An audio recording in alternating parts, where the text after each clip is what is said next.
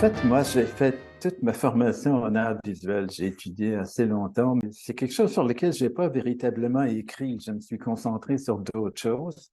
Et plus récemment, avec la pandémie, en fait, je me suis dit, au fond, la seule chose qui m'intéresse, c'est les images. Et j'ai commencé à écrire là-dessus, écrire pas pour le théâtre nécessairement. J'ai commencé deux, trois livres à partir de différentes options, entre autres, me laisser inspirer par les images, par les peintures. Il y en a un autre, c'est une peinture que j'ai faite dans laquelle j'ai essayé de mettre 100 petites images sur lesquelles j'ai écrit. J'ai écrit cette pièce-là et j'ai écrit plein d'autres choses aussi. Mais finalement, c'est peut-être la première fois où je passe autant de temps à travailler sur des images ou avec des images.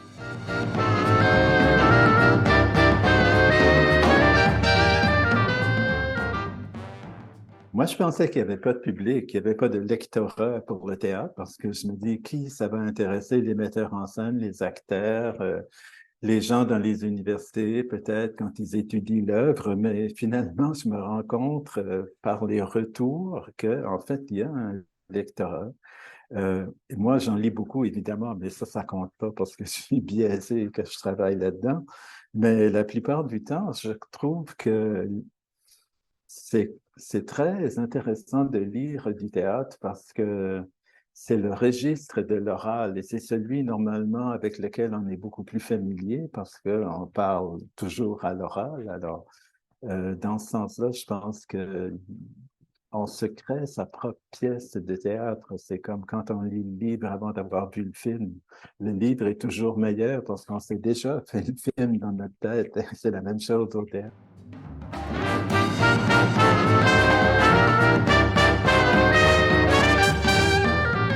Par rapport à la peinture, oui, parce que la peinture, c'est un art qui existe depuis des milliers et des milliers d'années. C'est au fond le plus vieux message que nous ont envoyé les générations qui sont venues avant nous. Et présentement, on dirait que la peinture est en crise. Les gens qui la font sont souvent regardés comme retardataires par rapport à l'art contemporain. On est beaucoup plus dans les installations, dans le conceptualisme. Les œuvres d'art deviennent des messages politiques. Et on oublie le registre de la beauté qui est extrêmement important. Je pense qu'une des fonctions de l'art, justement, c'est de nous rendre le monde agréable et, euh, et beau.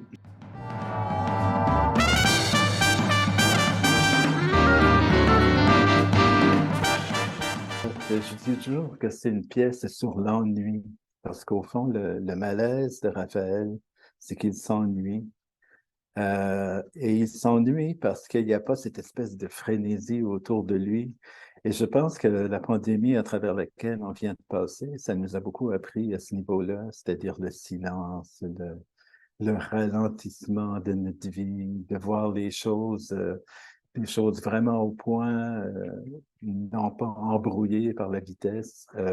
Donc, je pense que probablement le message de cette pièce-là, c'est justement est-ce qu'on veut continuer à vivre une vie trépidante en sacrifiant énormément de choses comme l'écologie et notre vie finalement, ou bien est-ce qu'on veut rendre les choses significatives, même dans le fait qu'ils sont peut-être banales.